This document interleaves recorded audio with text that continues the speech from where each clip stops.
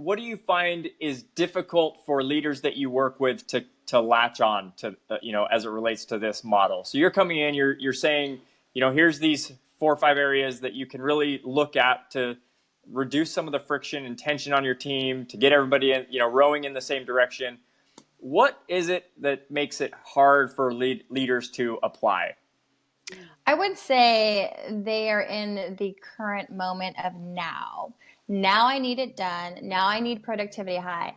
Now I need the team to function together. But the issue is this model is proactive. It's not to sit there and address it in the moment. And so what I've seen time in and time out is because the leader, let's be honest, our operational leaders are in meetings all day. They're putting out fires. They're actually doing the work.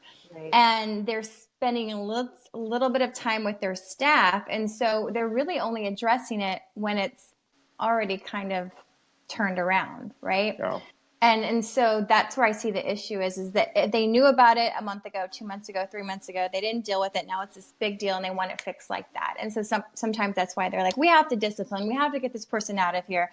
And those are things that I've seen have been the biggest kind of setback. Yeah, makes sense. Then how would you recommend a leader to become more proactive with this approach, to integrate this into their leadership model? I mean, at what point, do they set up a meeting for this? Do they integrate maybe some practice or some activity around this during their existing meetings? How can you kind of make this more integral to the work that they're doing without, it being a way to put out a fire once the fire is already burnt out? It's really simple. Planning. That's it.